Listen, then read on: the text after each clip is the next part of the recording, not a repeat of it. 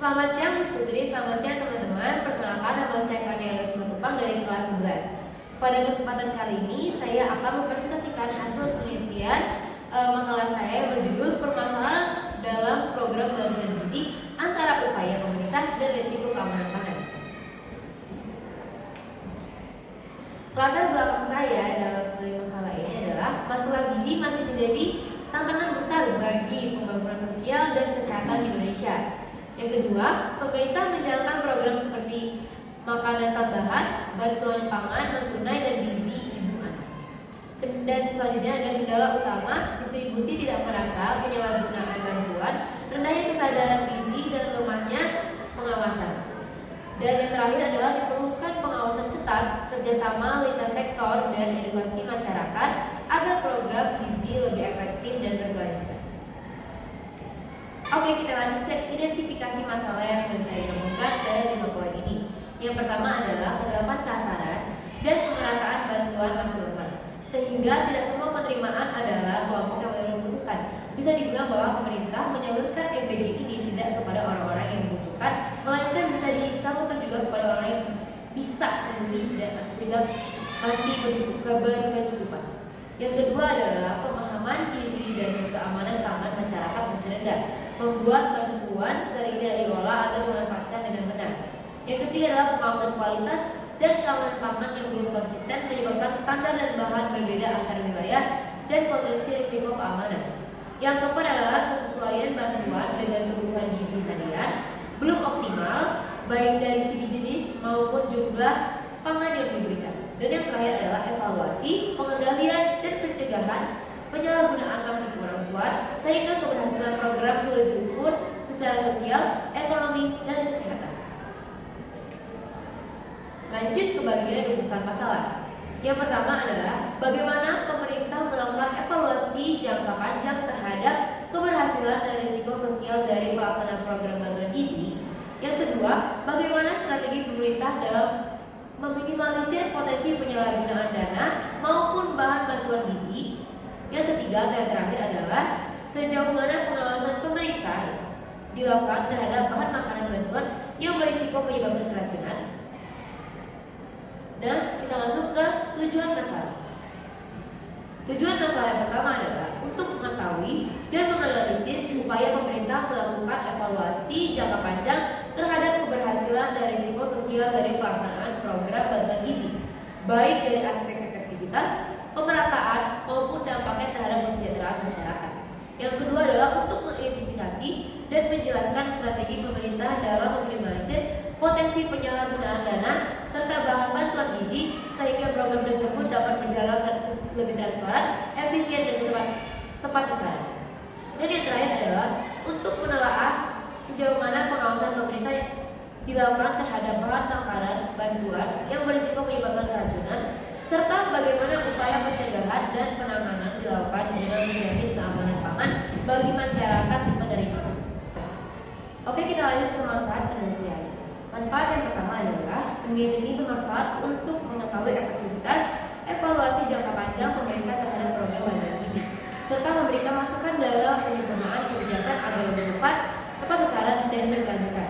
Yang kedua adalah penelitian ini bermanfaat untuk mengidentifikasi strategi pemerintah dalam mencegah penyalahgunaan dana dan bahan bantuan gizi, serta memberikan rekomendasi guna meningkatkan transparansi dan akuntabilitas pelaksanaan program.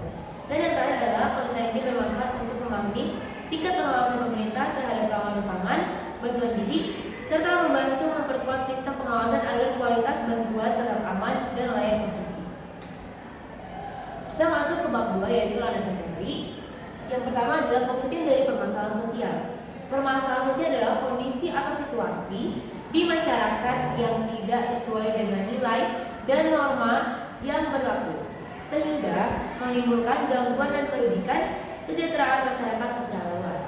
Yang kedua adalah program bantuan gizi, serangkaian kegiatan atau intervensi yang bertujuan untuk meningkatkan mutu gizi individu dan masyarakat. Dan yang terakhir adalah pengertian dari gizi. Gizi adalah zat makanan pokok yang diperlukan tubuh untuk pertumbuhan, pemeliharaan jaringan, dan menghasilkan energi. Lanjut ke metodologi penelitian. Pada penelitian ini saya menggunakan metode analisis pendekatan deskriptif kualitatif untuk menelaah berbagai sumber tertulis mengenai program bantuan gizi, upaya pemerintah, dan risiko keamanan pangan guna menilai efektivitas program serta cara pemerintah mengatasi permasalahan sosial dan menjaga keamanan pangan masyarakat.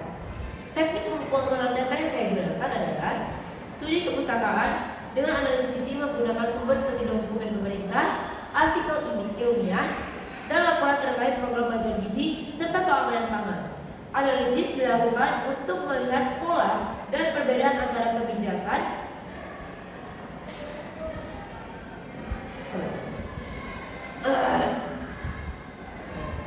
teknik pengumpulan data yang saya gunakan adalah melalui studi kepustakaan dengan analisis sisi menggunakan sumber seperti dokumen pemerintah, artikel ilmiah, dan laporan terkait program bantuan gizi serta keamanan pangan. Analisis ini dilakukan untuk melihat pola dari perbedaan antara kebijakan dan pelaksanaannya sehingga diperoleh informasi yang akurat dan relevan. Metode analisis data yang saya gunakan adalah analisis data dengan menelaah dan membandingkan berbagai sumber tertulis untuk mengidentifikasi tema utama, sehingga dapat dikumpulkan hubungan antara upaya pemerintah, permasalahan sosial, dan risiko keamanan pangan dalam program bantuan. Tahapan penelitian. Prosedur penelitian ini dilakukan melalui beberapa tahapan yang sistematis agar data yang diperoleh dapat dianalisis secara tepat dan menghasilkan kesimpulan yang relevan dengan tujuan penelitian.